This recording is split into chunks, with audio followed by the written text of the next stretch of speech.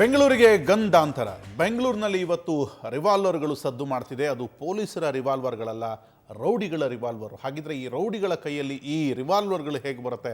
ಹಾಗಿದ್ರೆ ಈ ಬೆಂಗಳೂರಿನ ರೌಡಿಸಮ್ ಎತ್ತ ಸಾಗ್ತಾ ಇದೆ? ಪೊಲೀಸರು ಏನು ಮಾಡ್ತಿದ್ದಾರೆ? ಇದು ಈ ಹೊತ್ತಿನ ಚರ್ಚೆ. ಮೊನ್ನೆ ಅಷ್ಟೇ ಕೊಲೆಯಾದಂತಹ ಫರ್ವೇಜ್ ಸುಲ್ತಾನ್ ಅವರ ಮಾವ ಕೂಡ ನಮ್ಮ ಜೊತೆ ಶಫೀವುಲ್ಲಾ ಸಂಪರ್ಕ ಇಲ್ಲಿದ್ದಾರೆ. ಶಫೀವುಲ್ಲಾ, ಮೊನ್ನೆ ಫರ್ವೇಜ್ ಕೊಲೆಯಾಗಿದ್ದು ಯಾಕೆ ನಿಮ್ಮ ಪ್ರಕಾರ? ಸರ್, ಪರ್ವೇಜ್ಗೆ ಇನ್ಸಿಡೆಂಟ್ ನಾನು ನೋಡಿಲ್ಲ, ಬಟ್ ನಾವು ಅದು ಗ್ಯಾಸ್ ಫ್ಯಾಕ್ಟ್ರಿ ಕೆಲಸ ಮಾಡ್ತಾ ಇದ್ದೀನಿ. ನಮ್ಗೆ ಇನ್ಫಾರ್ಮೇಷನ್ ಬಂತು ಈ ಥರ ಮರ್ಡರ್ ಆಯಿತು ಅಂದ್ಬಿಟ್ಟು. ಅದಕ್ಕೆ ಮುಂಚೆ ನನಗೆ ಇನ್ಫಾರ್ಮೇಷನ್ ನಮ್ಮ ತಂಗಿ ಅಲ್ವಾ, ಅವ್ರು ಇನ್ಫಾರ್ಮ್ ಮಾಡೋದಕ್ಕೆ ಇವಾಗ ಶೆಡ್ ನೋಡ್ತಾ ಇದ್ರು ಅವರು. ಇವಾಗ ಮಾಮೂಲಿ ರೋಲ್ ಕಾಲ್ ಬಗ್ಗೆ ಹೋಗೋದಿದು ವೀಕ್ಲಿ ಒನ್ಸ್. ಇದು ರೋಲ್ ಕಾಲ್ ಬಗ್ಗೆ ಅಂದ್ಬಿಟ್ರು. ಅವ್ರ ರೋಲ್ ಕಾಲ್ ಬರ್ತಾ ಇದ್ದಾರೆ, ಹೋಗ್ತಾ ಇದ್ದಾರೆ. ರೋಲ್ ಕಾಲ್ ಮಾಡ್ತಿದ್ರು ಯಾರೋ ಸಮ್ ಪರ್ಸನ್ ಇದ್ರು, ಶಬ್ಬೀರ್. ಅವ್ರು ಬಂದು ಇದು ಫಸ್ಟ್ ಟೈಮ್ ಇಲ್ಲ ಸರ್, ಆಲ್ರೆಡಿ 2 ಟೈಮ್ ಬಂದು. ಯಾರ ಹತ್ರ ರೋಲ್ ಕಾಲ್ ಮಾಡ್ತಾರ ಅವರು? ಅವ್ರ ಹುಡುಗ ಯಾರೋ ಯಾರು ಬಂದಿರೋದು, ಕೊಂಜಿವು ಊಟ ಪೈಸೆ ಚೆನ್ನಾಗ ಕೊಂಜಿವು ಶಬ್ಬೀರೆ ಅವರೇ ಬಂದು 2 ಸತಿ ಬಂದು ಹುಡುಗನ ಕೈಯಲ್ಲಿ ಕಿತ್ಕೊಂಡು ಹೋಗಿದ್ರಂತೆ. ಶೆಡ್ ಕಲೆಕ್ಷನ್ ಏನಿದ್ರು ಅದು ಸೆಟ್ ಕಲೆಕ್ಷನ್ ಅಲ್ಲಿ ಕಿತ್ಕೊಂಡು ಹೋಗಿದಂತೆ. 3 ಸತಿ ಬಂದು ಇದು ರೆಗ್ಯುಲರ್ ಇರಬೇಕು, ಯಾಕಂದ್ರೆ ಡೈಲಿ ಜಗಳ ಮಾಡೋಕ್ಕಾಗಲ್ಲ. ಇದು ಒಂದು ಸೆಟಲ್ಮೆಂಟ್ ವೀಕ್ಲಿ ಒನ್ಸ್ ಇಲ್ಲ ಮಂತ್ಲಿ ಒನ್ಸ್ ಯಾವುದೋ ಒಂದು. ಹಂಗಾಗಿ ಇವರು ಕೊಡಲ್ಲ. ಯಾಕೆ ದುಡಿಯೋದು ನೈಟ್ ಅಂಡ್ ಡೇ ಕೆಲಸ ಮಾಡಿ, ಸೆಕ್ಯೂರಿಟಿ ಕೆಲಸ ಮಾಡಿ ದುಡಿಯೋದು.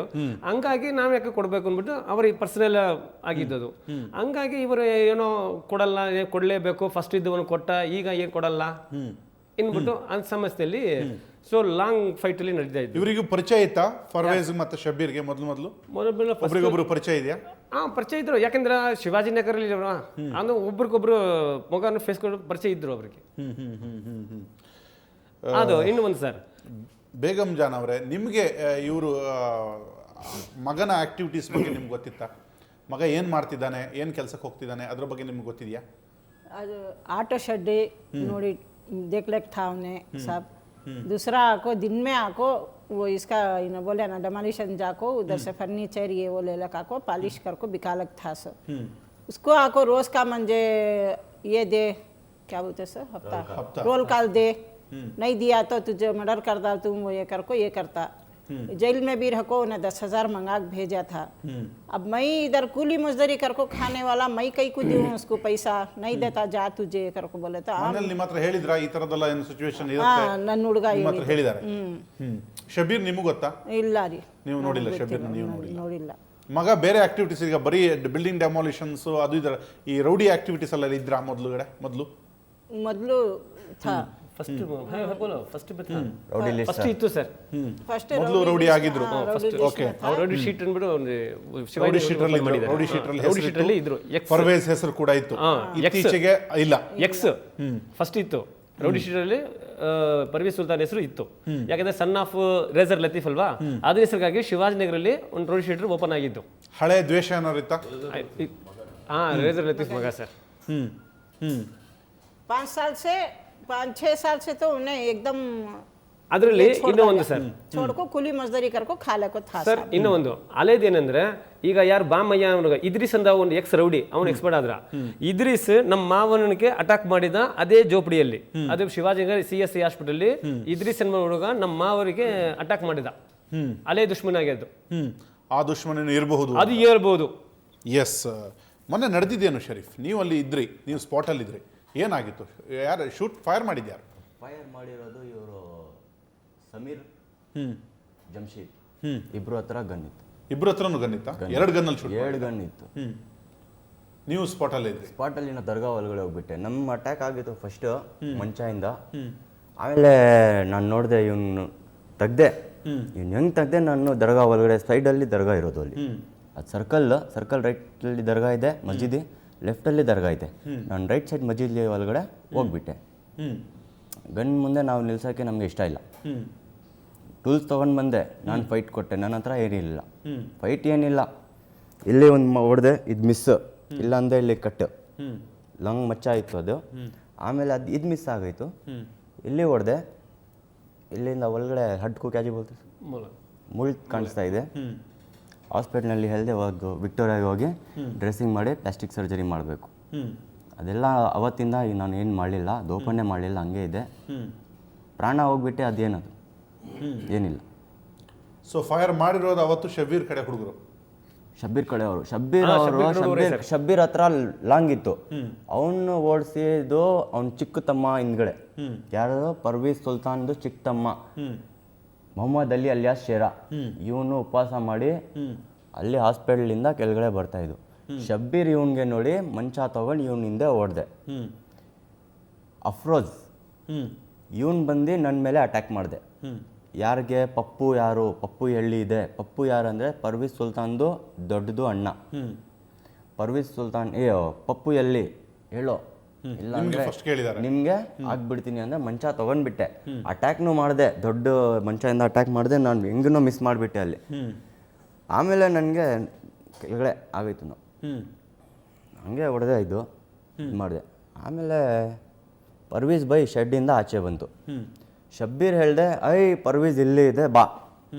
ಇವ್ನು ನನಗೆ ಬಿಟ್ಟು ಇನ್ನಿಬ್ರು, ಇವನು ಸಮೀರು, ಜಮ್ಶೀದ್, ಪರ್ವೀಸ್ಗೆ ಹಿಂದ್ಗಡೆ ಹೋಗ್ಬಿಟ್ಟೆ. ಶೂಟ್ ಮಾಡಲಿಲ್ಲ. ಫೈಟ್ ಹೆಂಗೆ? Long fight. ಫಸ್ಟ್ ಇವನ್ಗೆ ಶಬ್ಬೀರ್ ಅವನ ತಮ್ಮನೂ ಓಡ್ಬಿಟ್ಟೆ ಅಲ್ಲಿಂದ. ಯಾರ್ದು? ಶೇರಾ ಓಡ್ಬಿಟ್ಟೆ. ಆಮೇಲೆ ಇವನು ಶೆಡ್ಡಿಂದ ಆಚೆ ಬಂದೆ. ಏನಿದ್ದು ಗಲಾಟೆ ಅಂತ ಎಲ್ಲ 6 ಜನ ಇವನಿಗೆ ಇದು ಮಾಡಿಬಿಟ್ಟೆ. ಅವನದೇ ಮಂಚ ತೆಗ್ದು ಅವನಿಗೆ ಆಟ ಆಡ್ಕೊಂಡು ಕೆಳಗಡೆ ಸರ್ಕಲ್ ಹತ್ರ ಬಂದಿದೆ. 4 ಜನನೂ ಓಡಿದೆ. ಆಮೇಲೆ ಸಮೀರ್, ಜಮ್ಶೀದ್ ಇಬ್ಬರು ಸೈಡ್ ಸರ್ಕಲ್ ಹತ್ರ ಹೋಗಿ ಟ್ರಾನ್ಸ್ಫಾರ್ಮ್ ಐತೆ ಅಲ್ಲಿ, ನಮಗೆ ಅಟ್ಯಾಕ್ ಮಾಡಿರೋದು ಅಲ್ಲಿ. ಮಸ್ಜಿದ್ ಬಲಗಡೆಯಿಂದ ನಾನು ನೋಡ್ತಾ ಇದ್ದೀನಿ. ಶಬ್ಬೀರ್ ಜಮ್ಶೀದ್, ಸಮೀರ್ ರಿವಾಲ್ವರ್ ಇದು ತಗೊಂಡು ಬಾಸ್ಗೆ ಶೂಟ್ ಮಾಡಿದೆ. ಎಸ್ ಸರ್, ಇದು ನಾವು ಎಲ್ಲ ಸಿನಿಮಾದಲ್ಲಿ ಕೇಳಿದ ಹಾಗೆ ಇರುತ್ತೆ. I have seen all these things from the mosque. I was standing in the mosque. I have seen all these things. Yes, ಅಂದ್ರೆ ಶೂಟ್ ಮಾಡಿದ್ದು ಅವ್ರು ನೇರವಾಗಿ ನೋಡಿದ್ದಾರೆ ಅಂದ್ರೆ ಇಷ್ಟು ರಾಜಾರೋಷವಾಗಿ. If I will go in that place, they'll shoot me. So ಇಷ್ಟು ರಾಜಾರೋಷವಾಗಿ ಒಂದು ಜನನಿಬಿಡ ಜಾಗದಲ್ಲಿ ಶೂಟ್ ಮಾಡ್ತಾರೆ, ಅಟ್ಯಾಕ್ ಮಾಡ್ತಾರೆ, ಇದೆಲ್ಲ ಇವತ್ತಿಗೂ ನಾವು ನೋಡ್ತಿದ್ದೀವಲ್ಲ ಅನ್ನುವಂಥದ್ದು. ನೀವು ಹೇಳಿದ್ರಿ ಯಾವಾಗ ಯಾವ ಏರಿಯಾದಲ್ಲಿ ಪೊಲೀಸ್ ಸ್ಟ್ರಾಂಗ್ ಇರ್ತಾರೋ ಆ ಏರಿಯಾದಲ್ಲಿ ಇಂಥದ್ದೆಲ್ಲ ನಡೆಯೋಕ್ಕೆ ಸಾಧ್ಯ ಇಲ್ಲ ಅನ್ನುವಂಥದ್ದು. ಶಿವಾಜಿನಗರ, ಟ್ಯಾನ್ರಿ ರೋಡ್ ಮತ್ತು ಮೊನ್ನೊಂದು ಇನ್ಸಿಡೆಂಟ್ಗಳು ನೋಡಿದ್ವಿ. ಈ ಭಾಗದಲ್ಲಿ ರೆಗ್ಯುಲರ್ ಆಗಿ ಇತ್ತೀಚೆಗೆ ಒಂದ್ರ ಮೇಲೆ ಒಂದು ಹೆಣ ಬೀಳ್ತಿದೆ ಅನ್ನುವಂಥದ್ದು. ನೋಡಿ, ಒಂದು ಇವರೆಲ್ಲ ಇವಾಗ ಏನು ಹೇಳ್ತಾ ಇದ್ದಾರೋ ನನಗೊಂದ್ಸಲಿ ಅನಿಸುತ್ತೆ, ಇವರು ಮುಂದಿನ ಪೀಳಿಗೆಯವರು ಹಿಂದೆ ಏನು ಅನ್ಯಾಯಗಳಾಗಿದೆ, ಏನು ಅವ್ರ ಮನೆಯೊಳಗಡೆ ಸಾವುಗಳಾಗಿದೆ, ಈ ರೌಡಿತನ ಮಾಡಿ ಅದನ್ನು ಅರ್ಥ ಮಾಡ್ಕೊಳ್ಬೇಕು. ಈ ರೌಡಿಸಮ್ಗಿಳಿದ್ರೆ ಅಂತಿಮ ಸಾವು ಅನ್ನೋದನ್ನು ಮನಗಾಣಬೇಕು.